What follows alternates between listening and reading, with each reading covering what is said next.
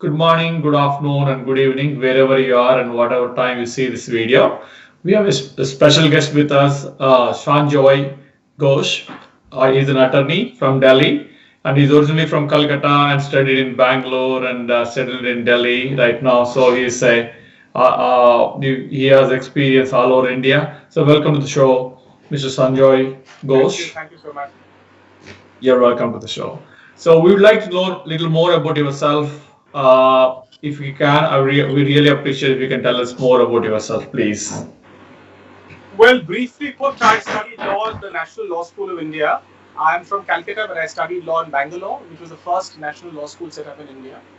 Thereafter, I have mostly been in Delhi. I practiced in the Supreme Court as a junior of Miss Indira Jaising, who's a well-known lady senior counsel.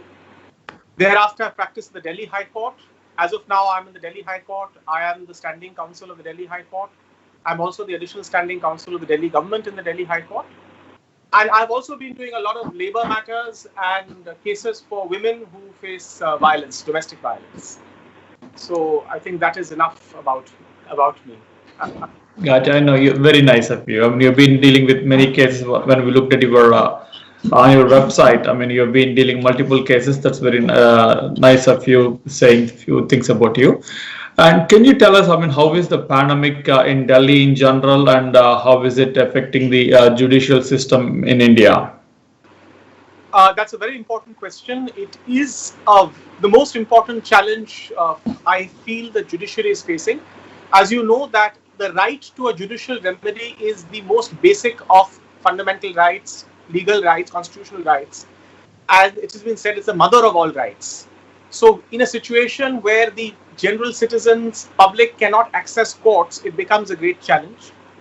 Physical courts, especially in big cities like Delhi, Calcutta, Bombay, Madras, is becoming a challenge because, as you know, the COVID pandemic is in full blast. Some courts like Madras and Calcutta tried to open physical courts, and then honorable judges and court staff got infected, became COVID positive. So most courts are trying to deal with the situation by innovating with technology, by having virtual courts. So the honorable judges are sitting virtually. Links are being given, like we are doing this interview through link, and the parties are presenting their case through the link before the judge, and it is a virtual proceeding. Of course, with time, it is being innovated, and now even journalists and even members of the public can also seek to be given access to these proceedings. So in one way, it has brought about the transparency of judicial proceedings, which people are wanting for a long time, but in very, very unfortunate circumstances. That having been said, one thing which is important to say is that there are limitations to this system because, as you know, there is a bandwidth issue, there is a logistical issue. So in India, when each court is dealing with, let's say, there are 23 courts in the 34 courts, let's say in the Delhi High Court, each court deals normally with 50 cases a day. Now, in a pandemic situation, to actually transfer and translate all of that into virtual proceedings is a very, very difficult issue. We started off with limited cases. Gradually, the scope is being expanded, but there are limitations of virtual proceedings, and most of the cases are actually getting adjourned since March. And now the recent adjournments the courts have now been adjourned till 15th of July. We don't know, and most likely, again, it will be further adjourned because I don't see by 15th of July the situation improves. So yes, the pandemic is creating a great, great crisis for justice delivery. As you know, already we have piling arrears of cases in India. Oh, very nice. So what are the challenges? How do they deal with the evidences? Let us say, some cases they may have to show the evidence. How are the documents to the judge or submit to the court? So how are they dealing with those kind of situations right now? I mean, if it is only the verbal arguments, we can understand. But the evidence and those, how are they dealing with the details of the case? That's also a very important question. What has now been done is certain courts like the Delhi High Court has framed video conference rules, and they also provide how evidence has to be recorded through video conferencing. As a matter of fact, you may be aware that even before this pandemic, in certain cases, evidence was already being recorded through video conferencing, especially when witnesses were away from the place where the evidence was being recorded. For example, let's say in a case in the Delhi High Court where the witness is sitting in Cincinnati or New York, already that was happening. Now courts are making rules. Also, family courts recently in Delhi have opened up. Now even divorces are being given, and family court proceedings are also being done through virtual proceedings, through virtual court proceedings. So evidence is being recorded, decrees are being passed through virtual court. There are of course issues. About this, but well, this is what we have to make the best of whatever fate gives us. Gotcha. Okay. So what kind of, do you know any, can you help us out in understanding what kind of cases are they taking up right now? Are they taking everything? I mean, you said there are some cases they will not be able to take it. General, yeah. What has happened is that most of the courts, including the Supreme Court, have come up with a list of cases which they are considering as urgent cases. So, for example, a death sentence, a demolition, or an execution, or some kind of urgent relief, say hospitalization for COVID patient. So each court is coming up with these list of urgent matters, and currently only these urgent matters are being heard. Those cases which are not deemed to be urgent are unfortunately getting adjourned repeatedly as the lockdown is being extended in whatever form. No, okay, I got you. Thank you very much for giving us the inputs on those, the situation, how the judicial system is handling the cases, and the kind of cases they are taking up. So, I mean, coming back to the normal life before COVID or after COVID, I mean, in India, you are special. How are the labor laws? I mean, we have been hearing about the labor laws in multiple contexts. One is one side, the labor laws which are not favorable to the labor or employees, and another side, I mean, we are been hearing about the because of our labor laws, I mean, foreign companies are not coming into the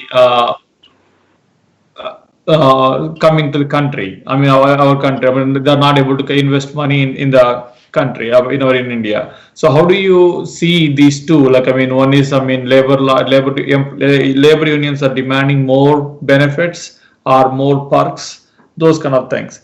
And the other side, I mean, the foreign FDI is saying that, I mean, because of your labor laws, we are not able to come inside. It's not favorable for us to invest in India. So how do you see these two things? India has a plethora of laws. We have plenty and plenty of laws. What is missing is proper execution.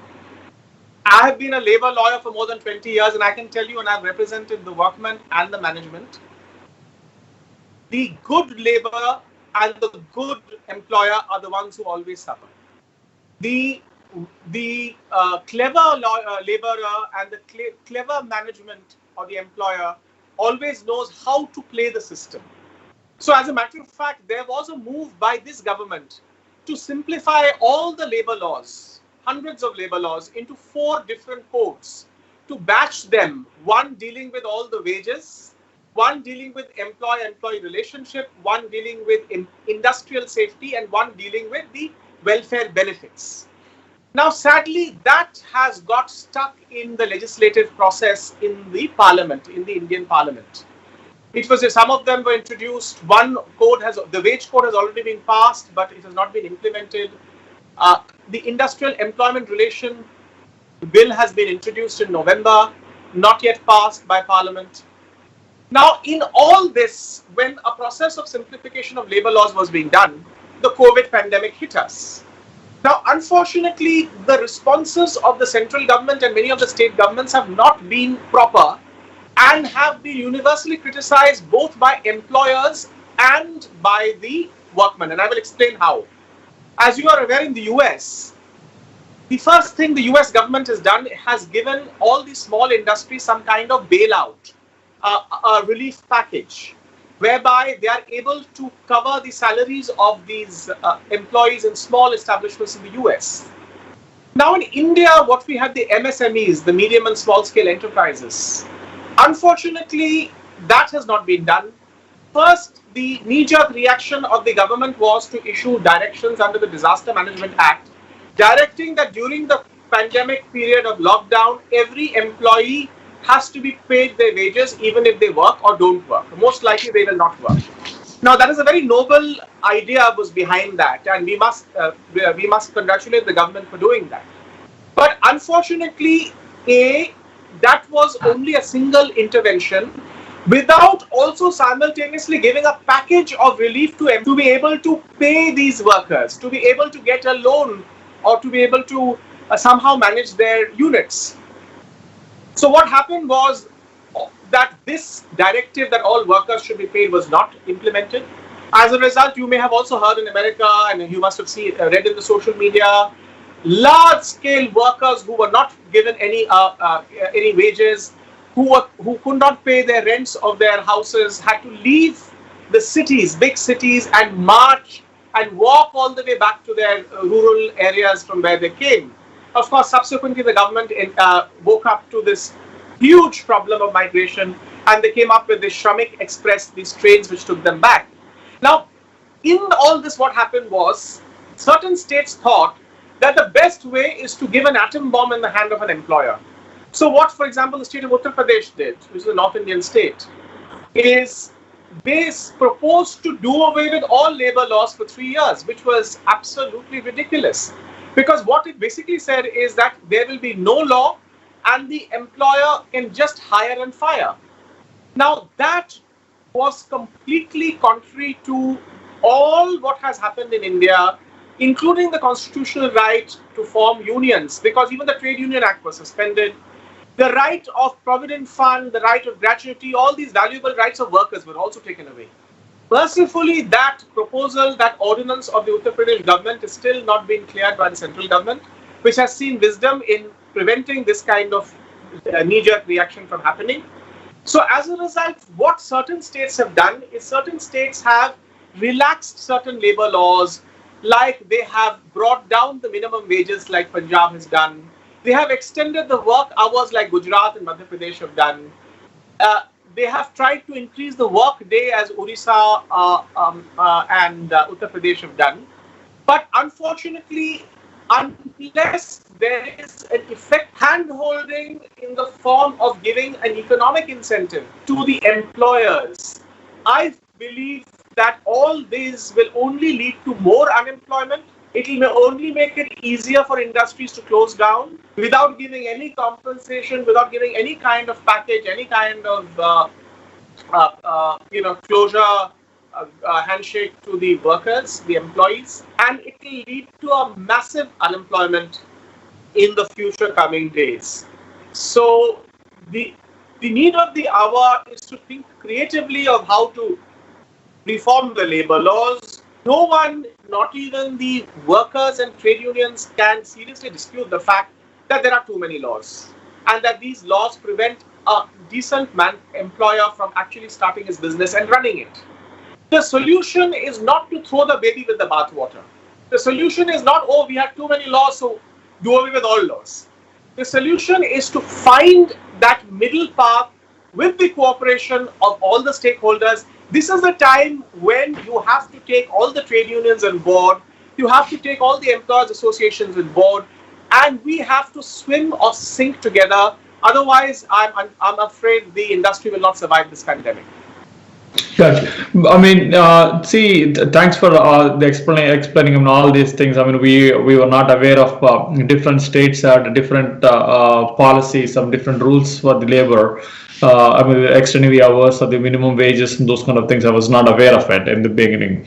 But if you look at the China or other places, I mean, even US, I mean, the free market. I mean, okay, they put the minimum wage, but at the same time, if you have the minimum laws, I mean, the free market is the one which is driving, and also the wages are going up in the free market because of the competition, because more employers are coming in, and indirectly they will be creating the demand for the employees. So, I mean, when there is a demand, I mean, obviously the wages will go up. So, in spite of the minimum wage, I mean, the wages will be better than the minimum wage.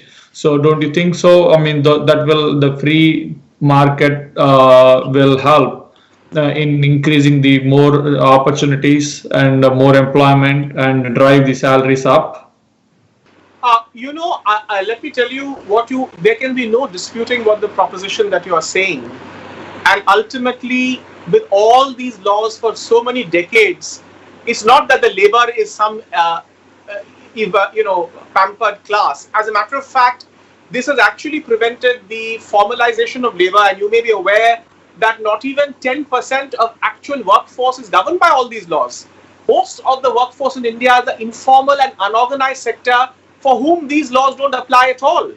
So what you're saying has a point. But there is also a counterpoint which you have to keep in mind. You see, when you speak of America, or let's say the United Kingdom, of course you took the name of China, I'll come to China later.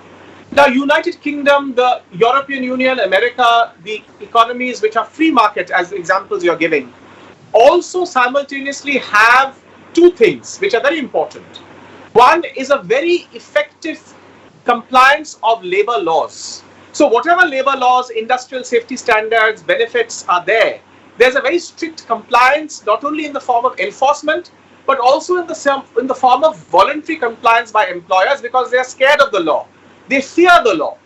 Now in India, no one fears the law, unfortunately. That's the tragic reality. So there is no compliance of these labor laws as you have in these societies. The second point which I was going to say about these societies is that they also have a very vibrant social welfare scheme. As you know, in America, where you are situated, so many people after the pandemic have gone into unemployment benefit, right? Yes. In India, we don't have that kind of fallback. So therefore, it may not be actually fair to compare these economies and just blindly apply the free market doctrine in India without providing for the circumstances which I was telling you about. And also keep in mind that India has a different constitution. The Indian constitution guarantees the welfare of all citizens, especially the workers. So therefore, there is a constitutional protection also. For example, unlike China, I don't know the Chinese constitution. Most communist constitutions are very good on paper, but whatever it be, the Indian constitution guarantees a right to form a trade union. So how can you, when the constitution is saying that you can form a trade union, how can you, by a law, say that for 3 years trade union act is suspended, there can be no trade union, there can be hire and fire. Now, coming back to minimum wages, I just want to give you one small example to explain how law is so easily misused in India. You see, there was a Minimum Wages Act which provided for payment of minimum wages, but no one followed it, or most people didn't follow it. So the government tried to be smarter than the people. So what did the government do? The government came up with a legislation which said, okay, boss, now you have to pay your minimum wages through bank transfer. So then, once it's through bank transfer, it's very clear. It will go to that account of the worker, and the amount you're actually paying is also known through bank transfer, which is a very revolutionary step taken by the government. Now, do you know what most of the employers did? They entered into an agreement, an informal arrangement with their worker by saying that, look, in the morning, I will transfer this money to you, but in the evening, you will go to your ATM and you'll withdraw that my commission and bring it back and give it to me. So this is the situation that is there. So however much we make laws, or it may sound that, oh, we have so many laws which are giving so many goodies to workers and employees, but in practice, in implementation, there is a lot of slip between the cup and the lip. Gotcha. I mean, what I understood, I mean, from your views, I mean, are the points, I mean, I see is, I mean, the lack of social safety network in India, and also the lack of government not able to implement these things.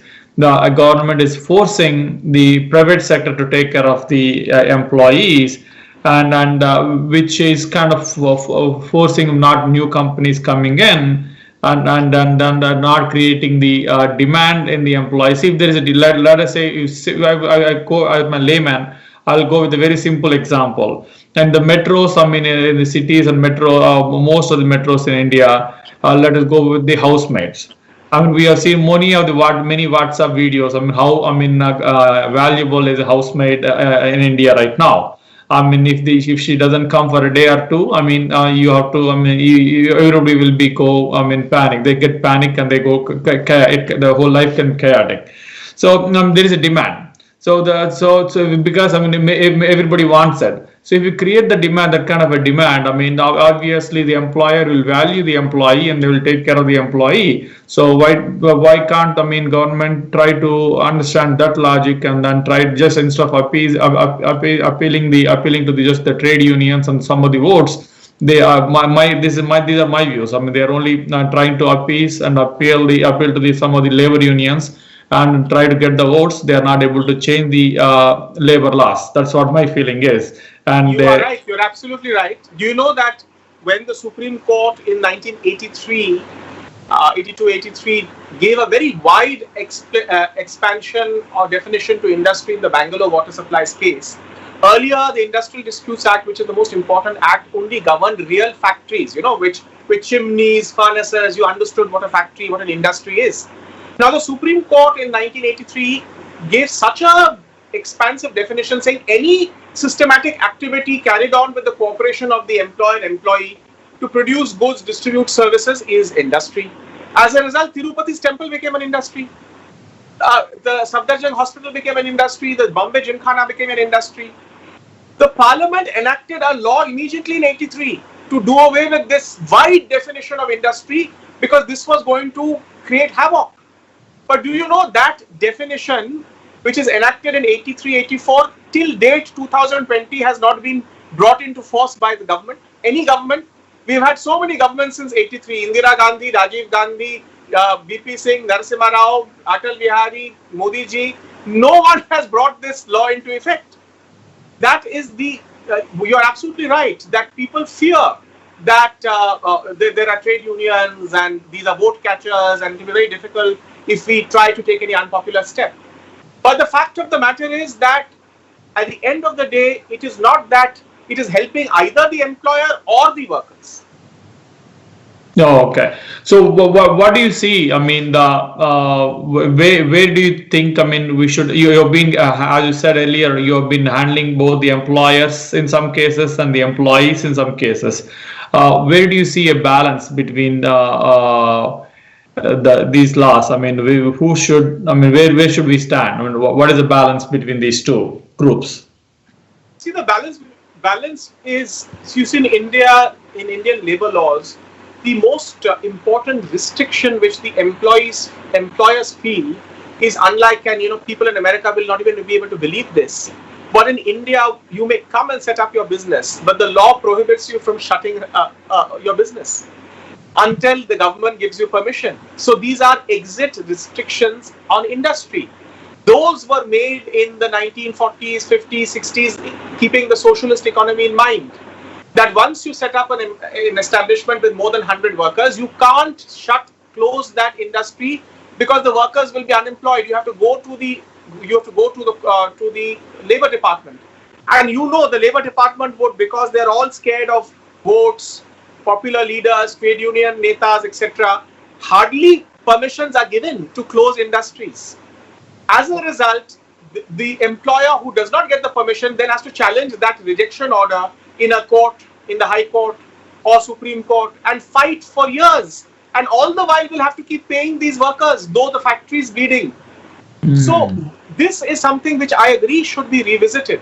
The closure norm should be revisited. But at the same time, we have to take steps to give certain basic protections to workers, including bringing a lot of these informal economy employees into the formal sector. I can tell you one simple thing. All labor laws talk about benefits of workers on the basis of two things. One is your salary as on the date of you being removed or laid off or retrenched, and second is the number of years you've worked. Often there is a dispute, and most of these cases in courts are on this. People say, oh, he's not my employee, or that, okay, he's my employee, but I was not paying him $100, I was paying him $10. Or he's not worked for me for 5 years, he's worked for me for 3 years. So this is a very simple thing. In informal economy, they don't even give any kind, they don't even maintain any kind of records. In the formal sector, you're supposed to maintain records, registers, that also those muster rolls are fabricated. Now, if the little thing we can do is require by law that every employee has a right to get an appointment letter. It doesn't cost you, it is just one piece of paper which says, yes, you are an employee, this is the date of your employment and this is your salary. I think that will go and make a revolutionary change in protecting the rights of the employees. So when ultimately you want to close, give them permission to close. But when you are closing, at least give the right compensation. At least the right calculation should be done. At least the right people should get compensation. Today, even this basic thing of requiring to give an employment letter is also not there in Indian law. Though we have so many laws, so many rules, so many regulations. So let us start with baby steps. I got you. I will be switching the topic to another area like the IT sector where there is no trade unions and right now, and I'll go to another topic called non-compete and then the notice periods in the IT sector right now. So how is that non-compete is in India is working and especially in the IT division. I know in the manufacturing side and because of the patent and other things they may how I are able to implement it. But I mean, I'm not very familiar with that area. But IT sector, what do you think? What kind of cases you're seeing in the non-compete? And first, let's go to the non-compete, please. Well, I have been advising several IT companies and also on the issue of non-compete. I can tell you one thing that it is joked in India that maybe the IT sector is doing well because there are minimal regulations and minimum laws. So where there are least laws, the economy, that sector does well, which is a sad commentary on a legal or the economic regulation system. Coming to your question on non-compete, see, Indian laws are very vague with regard to non-compete, in the sense that an agreement in restraint of trade or employment under the Indian Contract Act of 1872 is considered wrong. Is considered, for example, the Contract Act prohibits certain things. Like, for example, you can't have an agreement in restraint of marriage. You can't enter into an agreement that I will not marry your girlfriend. Those kind of agreements are considered illegal. Similarly, you can't enter into an agreement that you will not work in that place. That agreement is considered wrong. So non-compete clauses are enforced by courts, but the courts will see how fair those non-compete clauses are. For example, let us say one non-compete clause says you will now not work for the next 10 years. I'm giving an absurd example just to explain the thing to you. The court may say that this kind of non-compete clause is absurd and it is so oppressive that it is going to cause grave injustice to the employee. For 10 years, you can't work anywhere else. Then the court may not enforce such a non-compete. Similarly, for example, a non-compete clause gives such a wide thing that you can't compete in A, B, C, D, E, F, G, or makes it so vague you can't compete in any business which is similar to what I have been doing. Then also the court will have will be very, very hesitant to enforce such a non-compete because again it completely makes it difficult for the party, the employee, to get an alternative employment. So therefore, what are the then comes the question: what kind of non-competes will the court enforce? The courts will enforce non-competes ideally in situations where the non-compete clause is fair. It is for a reasonable time, let's say 1 year, 2 years, 3 years. Number one. Number two, where the non-compete is very specific, that it is with my competitor with whom you have dealt with, or with my customer with whom you have dealt with, or even naming the parties. You can't work with X, Y, Z. So case, or where, for example, the employee has himself received, for example, these bonds you give, performance bonds, because the employee has been sent for training or has been shared industrial secrets. So where the courts basically in non-compete situations balance equities. You understand what I'm saying? Balance equities of parties, the employer's equities as well as the employee's equities. It tries to ensure that neither party can screw over the other. Neither can the employee be smart, gets the training from the employer, is sent abroad, is given all the confidential information, is given training, and next day he runs away with that to a competitor. Similarly, at the same time, it cannot ensure that the employer creates such a vast and such an unfair non-compete clause that any employee who leaves that job then can't get employment anywhere else. I hope I've been able to address. No, yes, I mean, generally, yes, we got it. I mean, we totally, I mean, reasonable clauses, kind of where the employer has invested and has secrets or information. I mean, that too, which is not in the public domain, is a confidential information which has been passed on to the employee. With those circumstances, and direct competition will not be able to join, which is that's what I understood from comments you made.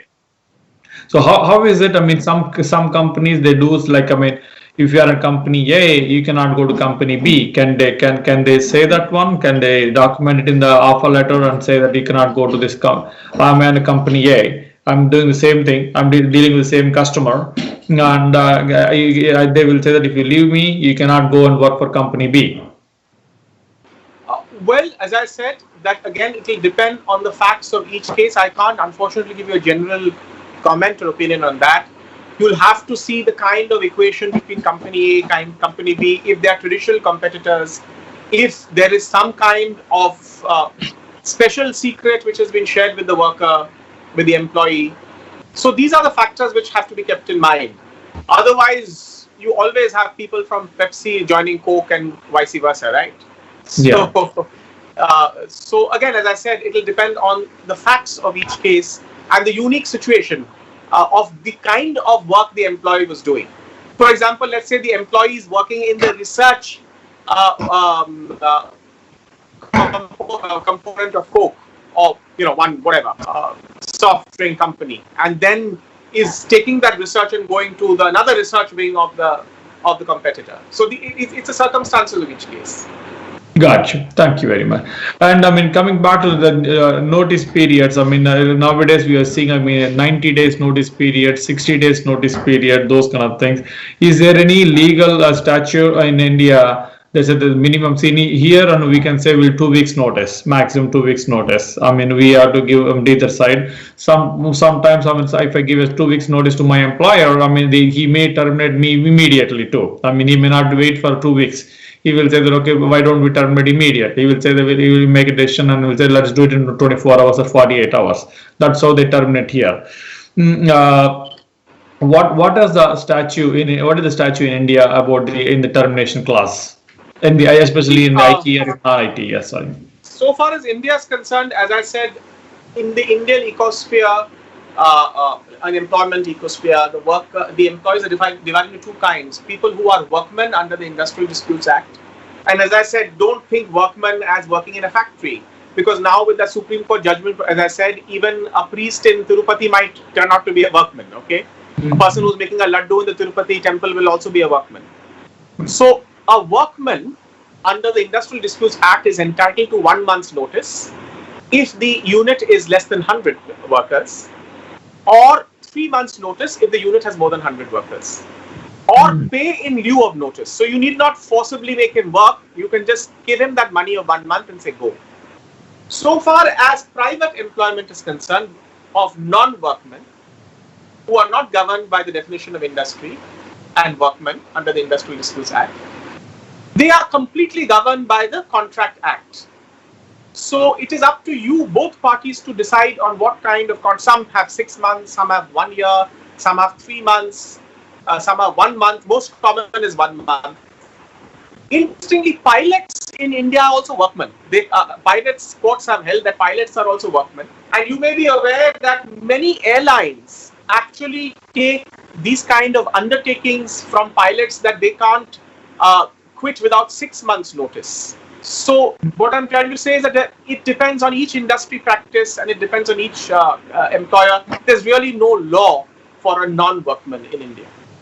Okay. So how does it work? I mean, let us say if I have a 6 months contract, a termination clause, or 3 months termination clause in an IT company, and if my employer comes back and says that I'm terminating you, in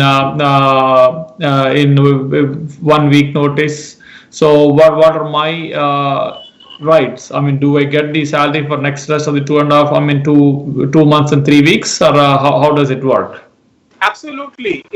If the person is not, if the employer is not giving you that 3 months notice, again, I must caution you, it will also depend on how the employment contract is worded. That also have to keep in mind. But normally, though I have seen certain exceptions, but normally the employment contract provides either or, that it can be notice or pay in lieu of notice. But some employment contracts mistakenly or by practice don't have this concept. But yes, if there is pay in lieu of notice, the employee who gets short notice is entitled to that differential notice in the form of payment compensation. Okay, so can some agreements can be like this? If the employee has to leave, I mean, he has to give 3 months notice, and if the employer has to terminate, they can terminate in 1 week notice. Can the contract be like that? Yes, again, it's a matter of negotiation. It can be there. Also, different kinds So of employees can have different kinds of notice period. As you know, a probationer can have 1 month, a confirmed employee can have three months. So even different kinds of employees can be given to different kind of notice periods. So sorry, no, what I'm saying is that so far as this requirement of working, now keep in mind also that the employee can also say that though I have to give you 3 months notice, I can't give you because I've got a better job. You can deduct my 3 months pay from the final payout that you were going to give me. So even an employee can sacrifice his 3 months pay. I was giving you the earlier example of the employer giving you 3 months pay because he doesn't want you anymore. Similar, it can be the other way also, that the employee can also say, okay, I know I was supposed to work for you for 3 months, but I can't work. You know what? You take this 3 months, deduct this 3 months of my salary from my whatever you were to pay me, and I'm leaving today. Oh, okay. I mean, but he will be losing his previous salary. Yes, it's not salary, but because salary is already paid, so it will be adjusted against his pension, gratuity, retirement, leave encashment, unclaimed benefits, etc. Gotcha. Okay. And I mean, is there any concept of severance in India? Like, not only the big corporations, even in the US and big corporations, they do it because of the lawsuit. They're in fear of lawsuit and those kind of things. They do pay out. Per 1 month or 1 year, they pay you 1 week salary. I mean, depending on the financial situation of the company. That is, I'm terminating. An employee who was there with us for 5 years. And if you're sending him off, then they will pay him at least 5 weeks of severance. Yes, again, as I said, in India we have difference between workers and not workers. So far as workers are concerned, workers are entitled to a retrenchment compensation. In India, we call it retrenchment compensation, which is 15 days pay for every year of service. So, for example, if you have worked for 1 year, then you get 15 days of your salary as a severance compensation. You work for 2 years, then you get 30 days. You work for 3 years, then you get 45 days. So it's 15 days for every completed year of service is given as a severance package. And 1 year is considered 240 days. So if you worked for 240 days in 1 calendar year, it is deemed that you worked for 1 year. If you work for less than 240 days, then that year doesn't count. Then that doesn't mean that you worked for a year. Gotcha. But this is for workers. But so far as non-workers are concerned, there is no such law. It is again dependent on industry practice of what kind of golden handshake or severance you give. The law doesn't require you to give anything. Got it. So in the IT sector doesn't come under the labor laws. Oh, well, we don't know. There are certain parts of the IT sector might just come. As of now, techies may not technically. There is no adjudication as of now because of the high turnout rate of this sector. But for example, let us say in the IT sector there is a receptionist or a clerk or a driver or a peon or an office boy. They are all working in the IT sector. They may not be doing the techie work, but they are covered, and they will be under the Industrial Disputes Act entitled to payments of severance. Okay. So the non-IT people are. So why is the difference? I mean, to the IT and non-IT people. Any specific reason? No, again, it depends on whether you are governed by the definition of a workman. And in the Industrial Disputes Act, Section 2S, the definition of workman has been given. The workman, so any person, as I said, and that has been, even a pilot of Air India has been held to be a workman, okay? So a workman, if you are doing any kind of manual, clerical, operational work, you become a workman. But however, if you have supervisory work, for example, if you're a team leader in an IT sector, you are supervising 5 techies, then you're a supervisor, then you're not a workman. So then you may not get the severance pay. But a coder, a programmer, as of now, it is debatable whether the coder or the programmer would come in as a workman or not. To my knowledge, I may be subject to correction. There is no authoritative ruling of any High Court or the Supreme Court on whether a coder or a programmer, an IT professional, is a workman or not. Oh, okay. So there is no. I'll tell you why. I'll tell you why this is not there. It's because the IT professional would rather go and take another job than be litigating and going to court and getting a judgment after 15 years from a Supreme Court, after having fought in a labor court, High Court, and then Supreme Court, to get a declaration that you are a workman. And mostly in industry, this is done with the help of trade unions. Now, because there is no trade union culture in IT companies, so therefore there is no trade union also to handhold a retrenched techie. He is busy finding another job. I got you. I mean, again, the free market kind of environment is helping the IT sector. I mean, the demand and the supply. But today, during the pandemic and during the tough times, that scenario will be a little different. I mean, the companies are, trying to look for the ways to cut down the costs. So I'm sure there will be many. As of now, what I've been hearing is there are no layoffs. In a large scale in the bigger companies, but in small companies, they are, probably letting some people go. But I'm sure there will be some layoffs in the coming months. So do they have any rights when they do get laid off? As I said, it will again depend on whether they are willing to take it to court and litigate and say that I should get, if they claim that they are workmen, then they have to claim retrenchment compensation. If they don't get it, then they have to litigate it. I don't know, there may be litigation in the future with the pandemic. A lot of people, IT professionals, may not find an alternative job, and they may have time on their hand to say, hey, you know what, let's litigate. So you may just get your first case where the courts may hold one way or the other whether an IT professional is a workman or not. Now, so far as layoff is concerned, again, it will depend on what is the industry practice, it's too early in the day to say how it will work out, but many companies are coming up with friendlier and employee compassionate exit policies also.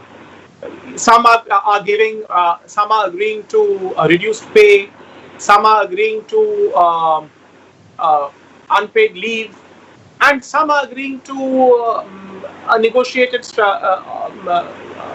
exit. Of course, there are many who are just simply being sacked. Gotcha. Thank you very much for your views on these topics and especially your legal opinion, or I would say legal. So only suggestion and opinion. It's not a legal advice, anything of that kind. We totally understand. I'm switching to another topic. Do you want to take the sexual harassment or the domestic violence? I know we have only 15 minutes left. We are already 45 minutes. These are both very, very important topics. I don't mind I have worked on both these issues, so you can ask me on any of this.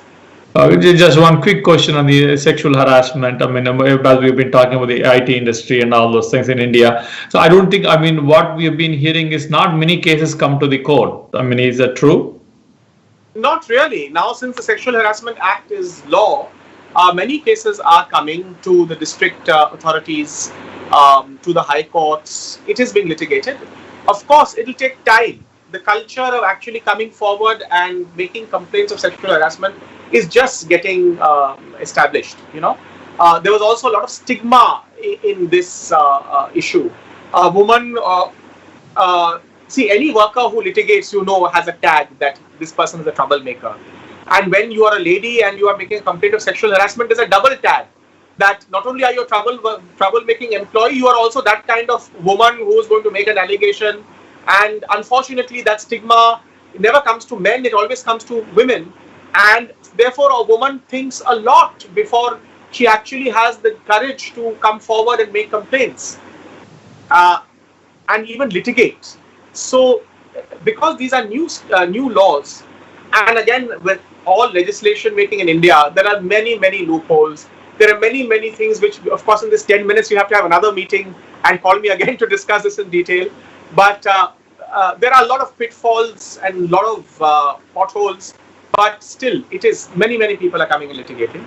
But the numbers are trickling. They will increase over time. Yeah, and many employers are also becoming very conscious of the law of sexual harassment. A lot of companies, especially MNCs, software companies, are engaging sexual harassment legal professionals to assist them in formulating their human resources policies, in formulating their policies to deal with sexual harassment, in dealing with conducting sexual harassment inquiries. So positively, a lot of employers are also buckling up and preparing themselves to deal with this issue. Gotcha. I mean, I know as you said rightly. I mean, this subject itself is a big vast one. I mean, so we need to come back again and revisit this, but to talk about this one on another show for sure. Let's go back to the domestic violence. I mean, which is also, I mean, very important in India, and also during the pandemic. I mean, more people are home, so there is no workplace issues right now. But the last 2-3 months, and right now the domestic violence. I mean, how is the domestic violence during the pandemic time? Well, there is no effective data on domestic violence during pandemic, but there were a feeling, many experts felt that being locked in with the abuser would of course increase the domestic violence. There was a petition filed in the High Court of Delhi also asking for more effective steps to be taken to deal with domestic violence. As a result of that petition, courts started hearing domestic violence cases as also urgent cases during the pandemic. Earlier, it was not being done. So this led to even DV cases being dealt with.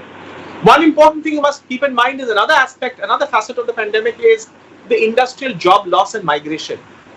So as a result of that frustration, a lot of these industrial workers would take out that frustration in the form of violence against their spouses and female dependents. So yes, this is a very important issue.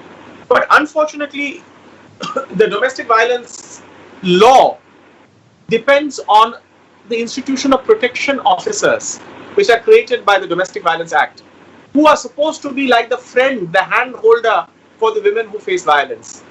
And unfortunately, most states, I can give you an example of Delhi, a city like Delhi has only about 16 or 17 protection officers. Whereas you actually need in every locality one protection officer so that women facing violence can reach out to them. So in India, we have the law of domestic violence, which has been there for a while. But however, most governments are not putting their money where their mouth is and actually taking concrete steps to effectively operationalize this legislation.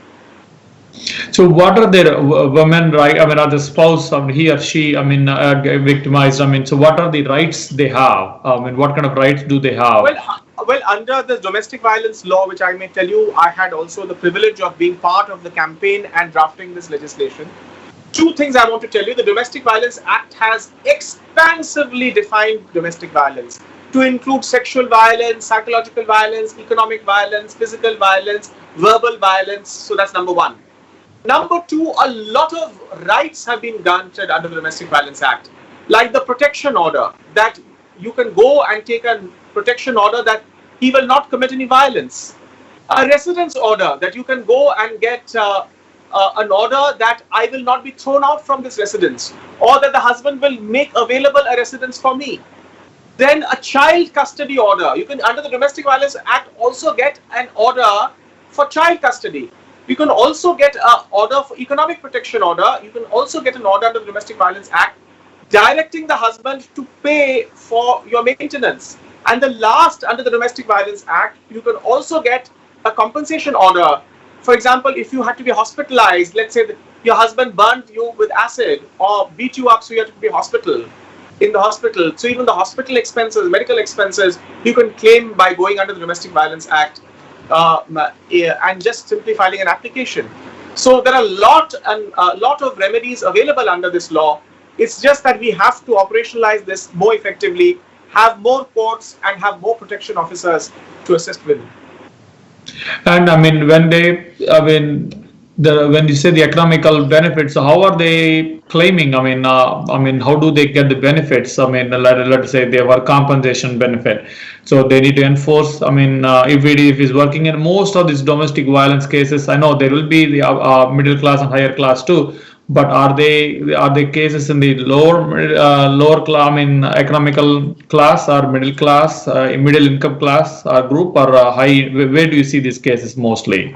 See, the unfortunate or fortunate thing about domestic violence is, unlike everything else in India, which is class, caste, and religion based, domestic violence loves all. So you have domestic violence in every faith, in every caste, and in every class strata. So you have the richest of the rich, Hindu, Muslim, Sikh, whatever, Parsi, everywhere there's domestic violence, and in every strata. But yes, you're right. When it comes to the lowest strata, let's say a rickshaw puller, a small trader, roadside trader, it becomes difficult. Enforcement becomes difficult, because obviously, even if you can get an order of maintenance or an economic compensation order, what will you get the compensation from? So this is where the role of a protection officer comes in, because a protection officer is supposed to coordinate with all the other service providers like NGOs, shelters, skill building professionals, mental health professionals, to be able to give that kind of support to the victim of domestic violence, who may not get that support directly from the abusive spouse. Gotcha. And so many other, and at the same time, when you are the lower income, the awareness is they don't have enough awareness, and they may not have economic resources to go and file a complaint. And the case won't even come to the court, if I'm not wrong. Yes. Can I just interrupt and just say one please. thing? When we drafted this law, we were very clear, and this is one of the only Indian legislation. We were also influenced by the Violence Against Women Act of your country, of the US. Yes. Okay. So we had put in two things in the draft. One remained, one the government chopped off. One was that there will be an obligation on the government to create wide publicity of this law. So it is the obligation of the government and its instrumentalities like the police, the ASHA workers, the health workers, to actually go and disseminate this information to everyone. The second thing we had put in, influenced by the Violence Against Women Act, was that the government will every year also put money to do this, and that they chopped. They said, we will not give money. We are making the law, but we will not give any money. So to answer your point, this law actually requires the government to create that awareness. This is the first legislation in India where the obligation is given to the government to make people know about this law. The other thing you have to keep in mind is the way this law is structured is that if all these orders which I was telling you about, protection orders, residence orders, are not implemented, honored, then the victim can actually go back to court and make a complaint that this order has not been honored by the abusive partner or spouse or the person, and then that becomes a criminal offense, and then that person can be criminally prosecuted, and a warrant of arrest can be issued against that person. So this actually tries to marry civil law and criminal law. It makes domestic violence a civil wrong, gives certain civil rights, civil relief, civil remedies to the victim. However, once the civil order is not implemented, that non-implementation or disobedience of that order becomes a criminal wrong under the Domestic Violence Act. Gotcha. And another point, I want to ask, I know that the number of cases in the domestic violence, we are seeing, mostly the women are being victims, and the very less cases of the men being the big victim. Is the women are being victim? Is it because of their they are not being economically free, or they are not independent? Personality wise or financially are not well educated, or is that the main reasons? Do you think they are being victims in this domestic violence? See, when this law was being drafted, there was a certain section of the population, mainly men, who wanted this law to be unisexual, meaning it should it's sex neutral to cover both men and women. They said that even men face domestic violence, why should men be covered? But mercifully, the law is actually sex specific, and only women victims can actually come to court. Oh, okay. And let me tell you that this law has again been, the law also says that not only the women victim can come to court, the respondent can't be a woman. Because otherwise in India, the mother-in-law, daughter-in-law issue would be used, and the husband would use his mother to file a case against the wife by saying that this wife is causing trouble for me. So you have to also keep in mind the unique situation of India. Now, to answer your point, of course, it is the economic disadvantage of women and the social disadvantage of women. Because even in why domestic violence in the upper class, upper segments, when there is no such economic difficulty, it is because socially women in India have for years and years and generations been, whichever strata of society they are, whichever that they are inferior, they are dependent on men, they get their entire status and identity from men, and they are the ones who are most vulnerable to violence. Including, you will be interested to know that we had also provided, and it is there in the Act, that economic violence includes nutritional discrimination also. For years, many people in India did not know, many women did not know why she is getting less food than her brother. They didn't even understand that that is domestic violence. But now the law makes that nutritional discrimination also domestic violence. That a woman cannot be treated differently and cannot be given less food. Yes, less food. Gotcha.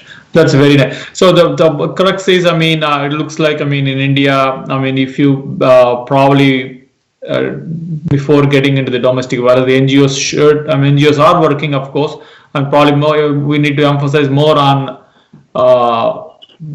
empowering the women to become a self-sufficient, but let it be financially or emotionally or from knowledge point of view. So probably that should be am I right in that triangle? Sorry, I didn't get your question. Oh, what I said is, in India, with the NGOs or the government or the society should be working towards empowering the women. Absolutely, absolutely. And a lot of steps are being taken. I think our Prime Minister's initiative to give the gas cylinders through subsidy was a big thing, which led to a lot of self-empowerment of women. Creating self-help groups, which have started even from the previous government and continued by this government, is also a very, very good step towards the empowerment of women, and more has to be done. Lots and lots of work is there. A lot of homework has to be done. Very nice. Thank you very much for all your views and the opinions. So do you have any message to our audience or listeners, Mr. Sanjoy Ghose? Please. I want to say I want all interviews to be as sweet and as responsive and as attentive as you. I really enjoyed discussing with you, and I think we covered a lot of important issues. Thank you so much for having, and I want everyone to be cheered up during this pandemic. It's creating a lot of anxiety, a lot of mental issues, physical issues for people. I would just like to say, keep the faith, be strong, and I'm sure we will all together triumph, because human nature always triumphs over all kinds of adversities. So keep hanging on. Thank you very much for your time and coming onto the show, Mr. Sanjoy Ghose. Have a nice rest of the evening. Thank you. Thank you.